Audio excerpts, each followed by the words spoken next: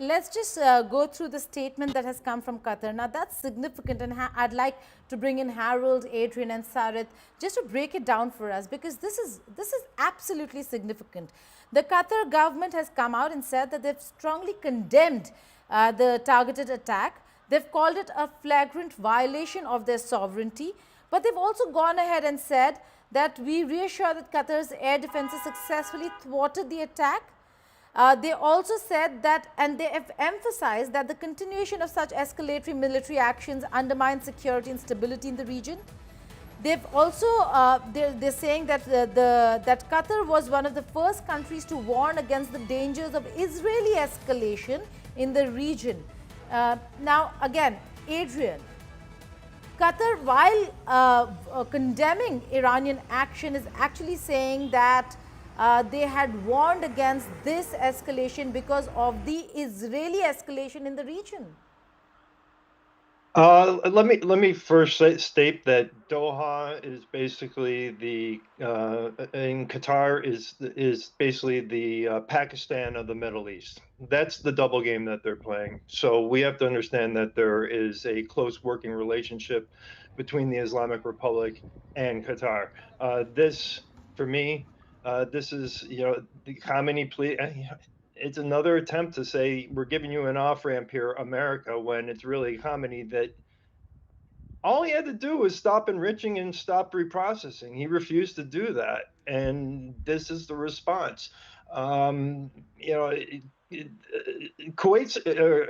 in a difficult situation because 70% of their GDP, up to 70%, comes from the South Power's oil petroleum field or gas field, which they share with the Islamic Republic. So they're in a little bit of a bind. I've always questioned why we've had a base in Qatar, because they are not friendly. They are, as I said, they're Pakistan 2.0.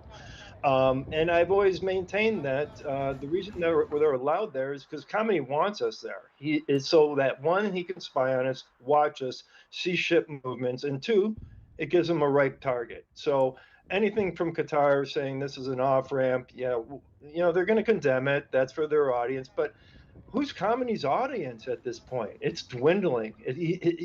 In the region, it's dwindling, and then in the country, we don't get reports, but you got to think it's falling apart. At least layers have been removed, and you got to expect that there's going to be layers that are just, they've had enough of this. They're just waiting for the right time to rise up. Right. Adrian, we have another guest who's just joined us, Zamir Jafri. He's a scholar at the Al Mustafa University in Qom, Iran. Zamir, massive retaliation by Iran, but is Iran prepared now for a response from America and America-Israel combined? Well, thank you very much for having me on the show. First of all, this is a legal retaliation against an illegal act of war by America on a sovereign nation, which was condemned by United Nations chief as well. What has happened is a definite retaliation, but I think this is just a start. I mean, they have sent some missiles just to find out what experts are saying, just to find out what kind of retaliation they can see. And we are definitely going to see much harder response from Iran very soon. And whether Iran is ready for it, Iran has been preparing for this war since last 30 years because of the aggression by America, because they're not ready to submit to the American interest in the Middle East, like Saudi or like Qatar or like other countries. If they submit to the American interest and provide all the resources that they have to the Americans and the colonialist and the imperialist powers, then the war will end. This war is about standing on your own feet, and this is a country which believes in we are Shia Muslims, and we believe in the ideology of Imam Hussein, which means never accept humiliation. So the way Trump wanted it, he wanted complete surrender. That is exactly what Imam Hussein alayhi salam told us, never to submit to a tyrant. So that is the ideology. Whether Iran is ready, definitely Iran is ready. That is the reason they have taken this step. And this is just a small sign of what is going to come in the future. What is that, Zamir? What is that? You said it twice over that this is just the beginning, And this is only beginning to what bigger things that are to come. What are those bigger things that we're looking at? Iran has not used any of its latest missiles so far.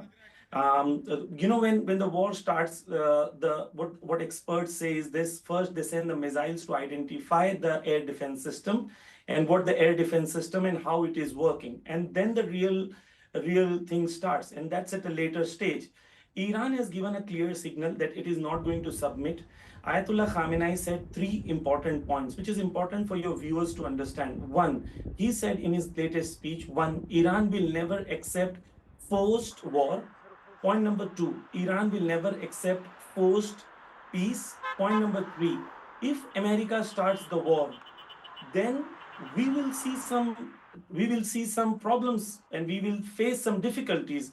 But the kind of difficulties that Americans can face is much huge. There are 40,000 soldiers in the Middle East, and they don't have the system to defend them. And all the American experts know this, that they have attacked Iran with miscalculation, and they thought it is Egypt or Syria or Iraq. We will finish this match like a T20 match.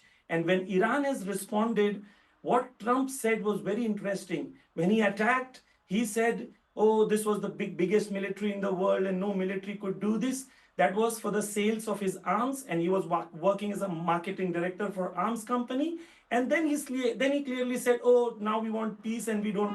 So it's like, I hit you, I'll kill you, but oh, you don't do anything. I want peace. No, if you hit somebody, any sovereign nation which believes in dignity, which believes in equality, then you definitely need to face retaliation, and definitely Iran will retaliate, and it will retaliate much harder. Zamir, I will have to ask Sarit for a response to what you just said. But before we do that, our reporter is on the ground in Tel Aviv. So let's just get a response from her because her network is rather patchy. So let's just go across to Shivani. Shivani, tell us what's happening right now on the ground, because we are seeing massive escalation in West Asia, in the Middle East, but expect some of these missiles to be launched against Israel as well.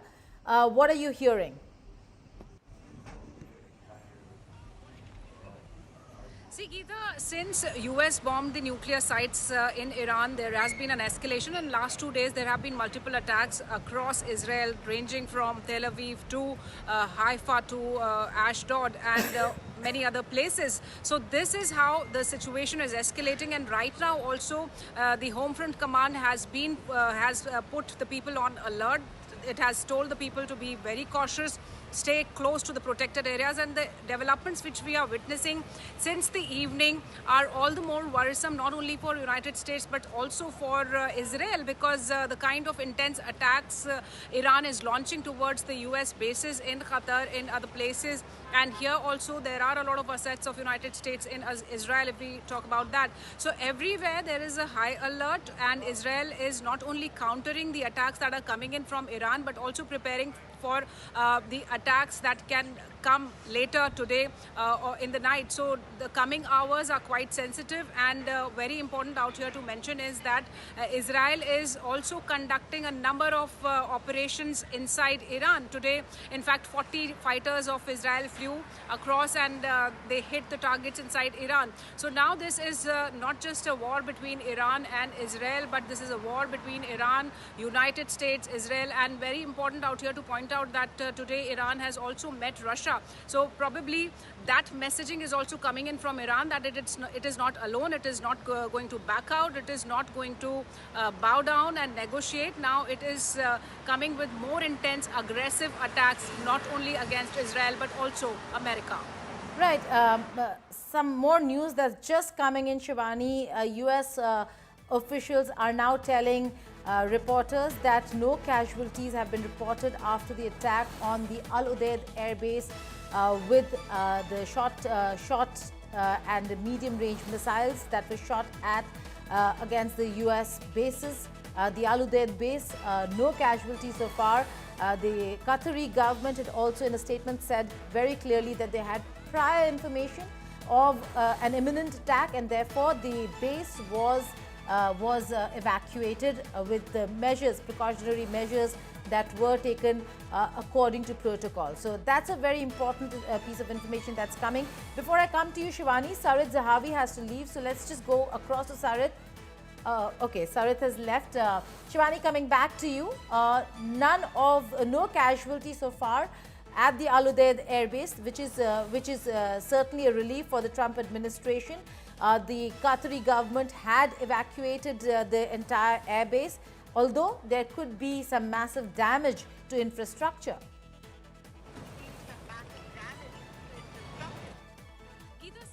United States had already put its assets across the Middle East on a high alert before it planned and bombed the Iranian sites inside Iran, and that's why there is no report of major casualties or damages to United States. In fact, the air defense systems in Qatar were also activated, and that's what we are being told, that all these missiles were neutralized.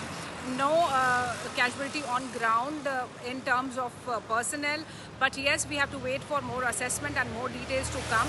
But United States was all prepared for any kind of retaliation that it might be expecting from Iran, not only in Qatar, many other places for that matter, in Syria, in Israel, in other countries where it has been, it has stationed its personnel.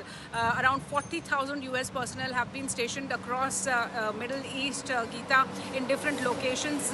Its battle carrier groups are also placed quite in proximity to the Middle East. So United States perhaps was prepared. It was very much expecting these strikes from Iran, and that's why there is no report of a major casualty to United States. And that's not only a relief signal, but also in terms of preparedness. Now there is more preparedness from the United States, and advisories are coming in for the people of United States, including the personnel who are in different areas in close proximity to the Middle East area, and all of them have been told to stay safe, stay indoors, and look for shelters if they see any kind of danger coming to them. So this is how this war is escalating, Geeta. We are watching the developments. Every minute there is a new development. There are indications and advisories also coming in from Indian side for the people who are in these countries to remain safe. So everywhere across this war zone, from Iran now to Qatar, Bahrain and Iran, there is escalation everywhere and developments which we are witnessing. Okay. Sarit Zhawi still is with us, an expert on Iran, joining us from Tel Aviv. Sarit, your response to what Zamir had said just a while ago, that this is just the beginning, and that there could be much harsher response from Iran, and that Israel and America should be watching out for what Iran has in store. First, as an Israeli living 9 kilometers from Lebanon, I'm not in Tel Aviv, I'm in Israel's north. I'm under attack by the Iranian proxies in the region since October 8, 2023. Okay, the rockets that Iran provided to Hezbollah were launched to my house against my family in the past year and a half. They were provided, thousands of them, to Hezbollah in Lebanon and to Hamas in Gaza. And we didn't open this war back then in 2023. Second, I want to say that I want to ask Mr. Jaferi, the cleric from QOM that spoke before me. I would love to see his face again if he agrees to speak with me. He's I'm not sure. He's not with us anymore, Sarit. Apologies. I would love to sure. ask him if I could. How come he's saying that Iran is not aggressive and we are the aggressive, if in every speech of his supreme leader Khamenei, and in every speech he gives, the people are shouting death to America, death to Israel? How is this exactly reaching their hands to peace? Third, I want to ask, how come they are reaching their hands to peace, but at the same time, Iran is developing a nuclear program for military purposes, and it was proven that it's for military purposes because the enrichment of the uranium was much, much higher than what is needed for civilian purposes. At the same time, they are developing a program of ballistic missiles that can reach 4,000 kilometers away from Iran. And if you calculate the distances, you understand what I'm saying. And one last thing, I believe that if the Iranian Islamic Republic will eventually understand that we are here to stay, and Israelis are not going anywhere, and Israel is not going anywhere, and they will reach their hand to peace, and they will abandon the nuclear program and the ballistic missiles program, there will be peace tomorrow. We will cease our fire tomorrow. So all these talkings about aggressiveness is just nice English, but the deeds behind this is the aggressiveness of Iran. Thank Okay, you. Harold wrote, just nice English is what Sarid Zahawi is calling the threats from the Iranian or the scholar from Iran. What do you make of the escalation that we are seeing? Donald Trump is in the Situation Room. There are jets that are flying off bases in Saudi Arabia. Are we looking at a very long night over here with responses coming in from the United States of America? I cannot imagine that President Trump will not do everything necessary to defend American interests in the Middle East. I think it's absurd. I think Sarit, what she said is absolutely right. What Adrian said is absolutely right. Sometimes you're talking about, oh my God, what's going to happen in the next day, and whatever. Sometimes, you know, a patient has to have an operation and that hurts, but it saves the patient. We're at the point now that the Iranian people have suffered the most of anybody from the terrorists that run their country. The Iranian people, God willing, will have a chance to save themselves, because the way this regime is acting, I find it difficult to believe that it has much longer on the face of the earth. Okay, Adrian, you really think that over here Iran's response is not going to hurt the Americans to the extent that maybe countries in the Middle East would want Washington, D.C. to get Iran back to the talking table?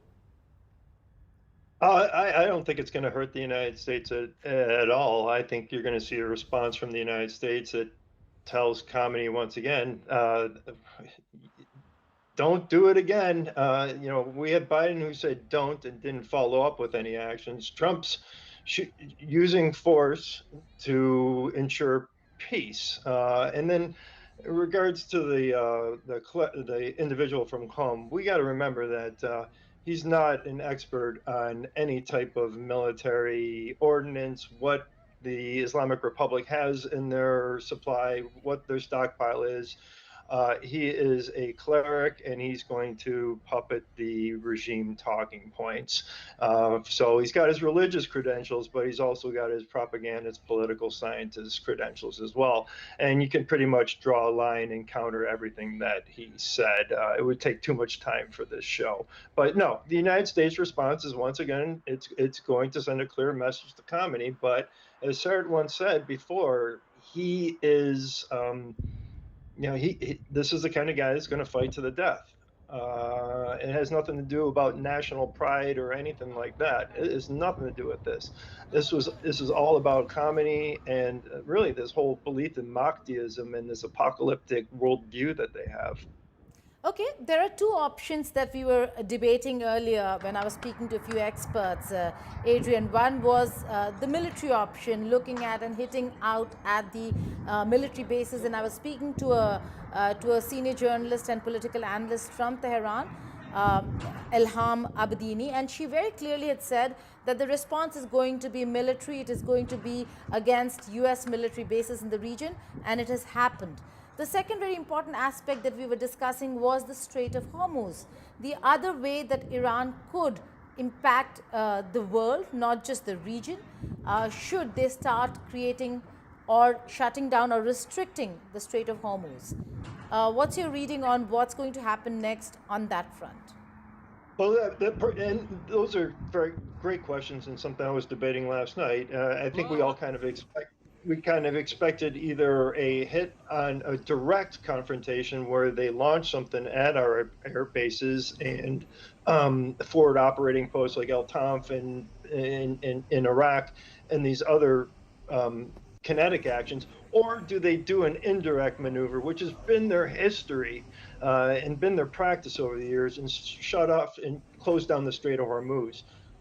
This goes to show you where they have very little leverage at this point. China basically told them, no, you cannot shut down the Strait of Hormuz. That's going to cripple us. So that's when you're seeing this response. And then the American response is, you got to understand that if I was expecting it, you can expect the entire war cabinet has been expecting this for plans that have been going on for weeks, maybe months here.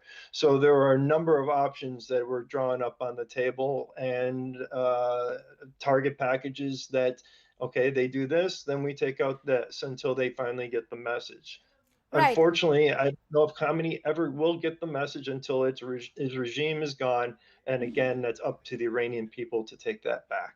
Harold, there are reports that are coming in which say that America knew that these are vulnerable bases, that they had done an assessment. According to you and your assessment, certainly these are bases that the Americans would have some assessment about and would have cleared the place out. But before we go to that question, look at the visuals that we're showing you on our screen. This is one of the malls in Doha, in Qatar, and you can see people in panic running away from the mall. So absolute panic. There might have been expectations of some sort of retaliatory action in the US bases, but when those missiles are seen and are heard, then certainly it creates absolute panic. So there you have visuals that are coming in from a mall in Doha, and people are in absolute panic, running away. This is one of those situations where you don't know what to expect, and so let's just take a listen and watch and see what's happening on the ground in Doha as the missiles flew into the airspace.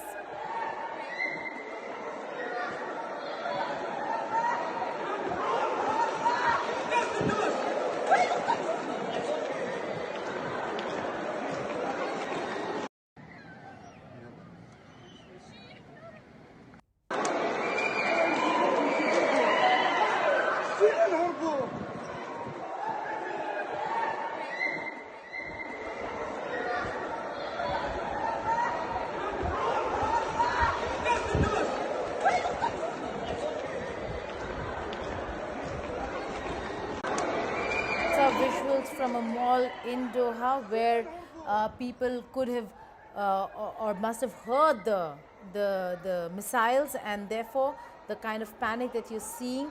Harold wrote, there are reports that say that America was aware of the attacks that could take place on US bases. It is an assessment that must have been done in the previous national security meetings. According to you, what is the kind of conversation and the action and the operations that are carried out when one needs to go through protocol to get their people out of those bases? Iran is the guilty party here. Iran attacked. Iran, as on previous segments here, Iran is responsible for the panic in the malls of Qatar. I couldn't see from, I did not see what you were showing on TV here, because I can only see a picture of me. I can't see anything else. These are all instant details. Again, I go back to the image of a surgeon. The surgeon does things which appear on the surface to hurt the body, but hopefully you can save the body. That's why you have surgery. That's what America is doing right now. And if Iran is fighting this, if the Iranian government, if the tyranny, the tyrants, the fanatics who are running Iran, if they're doing what they're doing, then they're responsible. This didn't have to happen. America didn't say that it wanted to destroy Iran. It didn't say it wants to destroy anybody. Every speech, and if again you look at when Khamenei, as I said before, When he speaks, there is a sign in beautiful Persian calligraphy in the back that America can do nothing. In other words, I can get away with anything I want. I'm in the process of trying to take over the world. This sounds crazy to us, but it doesn't matter. That's how the leaders of Iran think. And if they want to bring about their Mahdi or try, good luck to them. It's very sad. It didn't have to happen. Iran provoked this entire crisis. Okay. We have another guest joining us. Tamar Gendin is an Iran specialist at the University of Haifa for Iranian and Persian Gulf Studies. Tamar, thank you so much for joining us here on the network. You can see how there is absolute panic in Qatar. While there have been no casualties, and that's what's been reported, and that there was an assessment that these air bases are vulnerable, this is an escalation. This is Iran sending out a very clear message that if America enters the fray, America will have to suffer the consequences. It is an escalation, of course, but according to what I'm reading, the Islamic Republic warned both Qatar and the United States in advance. So the base was emptied, was vacated before the attack. It was more similar to the first two attacks on Israel in April 2024 and October 2024 that were more, in Persian we say nemayashi, they were for show. They were to show that we won't stand still while you're attacking us. We will retaliate. But they made sure there would be no casualties and that there's an option not to escalate to a full-fledged war in this front. Well, that's a very interesting take because that's what some of the reports where American officials are being quoted as saying that they had coordinated this with the Qatari officials, that they had informed Qatar that America did know of it. According to you, Tamar, then is this retaliatory only symbolic in nature, or is this retaliation not symbolic but messaging that Tehran will continue fighting the war against Israel and now America as well? The war against Israel is going on. This is not something that they're trying to prevent. Maybe they tried to prevent it in April and in October, but now that it's a fact, they're not trying to prevent it. The missile attacks on Israel in this wave, it's called True Promise 3, are much worse, much harder. There are more casualties. There are casualties. On the first two waves, there were no casualties almost at all. There was one casualty in two waves, a Muslim. And this time they're attacking cities. So the war against Israel is something different. The U.S. going in, when Donald Trump went in and bombed their nuclear sites, the first thing he said was, "Now let's make peace." So it's like both sides want to hit one another, but they say they want peace. It's a little bit hard to understand what they're really after. It looks like they're more after their honor than they really want a war. That's a very interesting way of putting it, Tamar. I'll come to you on how the Middle East and Middle Eastern countries, how the West Asian countries are going to react to this escalation, if this is considered an escalation. But before that, Adrian, coming to you.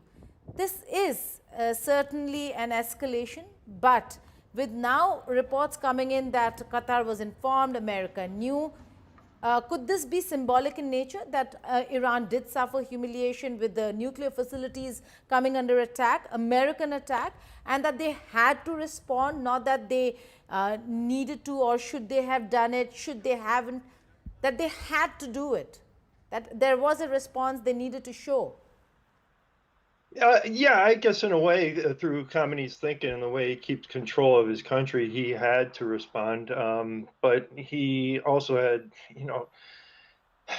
this is the way he responds and acts, and he understands force, and he understands that He doesn't have he cannot match American firepower combined with Israeli actions as well. And so, yeah, it may absolutely be symbolic, but again, I said they have a diminishing and finite supply. Where are they going to build more of these weapons? Where are they going to? They've been supplying them. They've been shipping them in. They've been supplying them in the Ukraine effort, in the Russia effort against the Ukraine. So they're really between a rock and a hard place. And Khamenei, as I said before, he is like Hitler in the bunker, and he will go down. And I don't believe this is all about Trump's ego. This was once it was about complete dismantlement of your nuclear program, which still is not done, by the way. You still have Boucher, which is still active. So he's asking for peace. And a lot of the uranium was moved out of Fordo as well. Pardon, Boucher?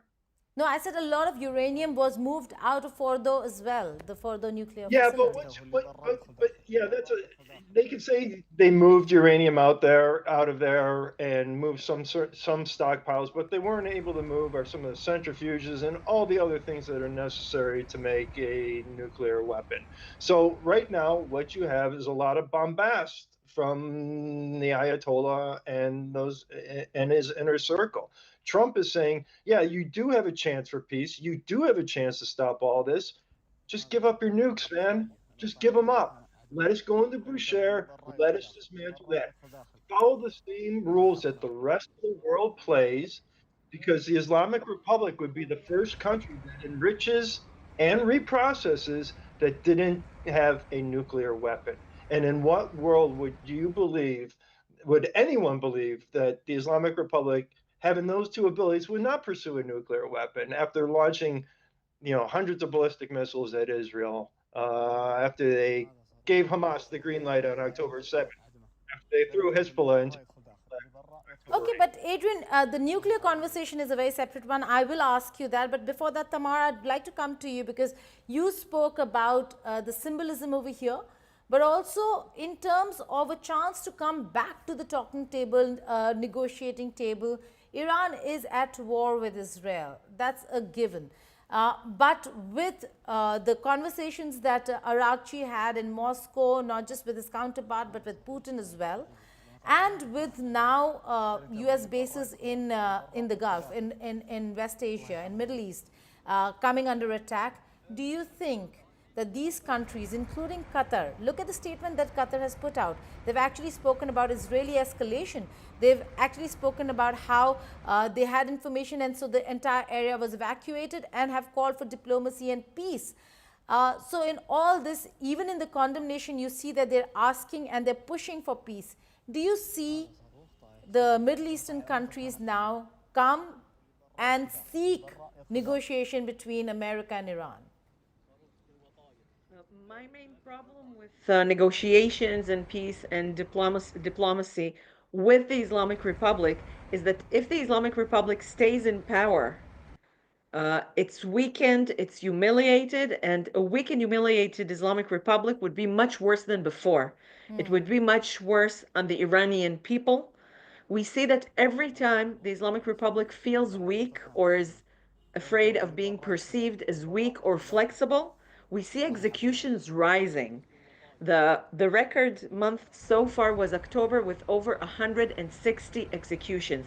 I'm afraid, but I'm almost sure, that June will break this record and might pass 200 executions, maybe even a lot more. And a weak and humiliated Islamic Republic would see this like really on a weekly basis, on a monthly basis, rising executions. And they're very smart, and they're learning from their own mistakes and from others' mistakes, and they fix it. For example, the very existence of two parallel armies, the IRGC and the military, is because when the military changes position, revolutions succeed. So if we have two militaries, one protecting the government and one protecting the land, maybe it will be harder to overthrow this government. There are other examples of how they learned from their mistakes.